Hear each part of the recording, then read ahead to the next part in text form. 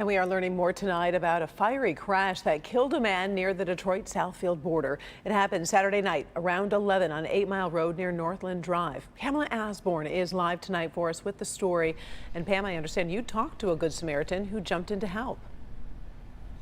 Karen, we did. He was driving along 8 Mile Road when he saw that accident just over here, that crash so violent that SUV burst into flames. There was a group of people, including a police officer, surrounding that car doing what they could, but standing between them and the man's trapped in that passenger seat were flames. That's when he came to this BP to get a fire extinguisher that he brought over to that scene to help. This viral video taken along 8 Mile late Saturday night shows the lengths one man went to in an effort to save a complete stranger. Some people kicking at the truck, but I knew somebody probably was trapped in there. He was on his way home when he saw other passersby and police trying to get into the passenger side of this SUV. But they couldn't do anything because he was so much on fire. But the flames kept them back. So I instantly went to plan B. Like, I know they had plan A covered.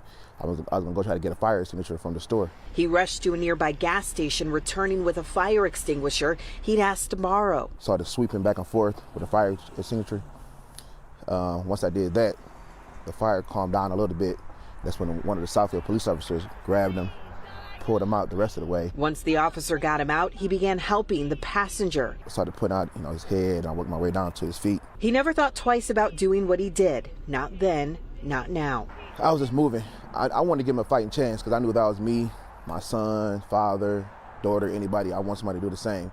So I wasn't going to sit there and just watch somebody, be ablaze and say it's too late, it's too late.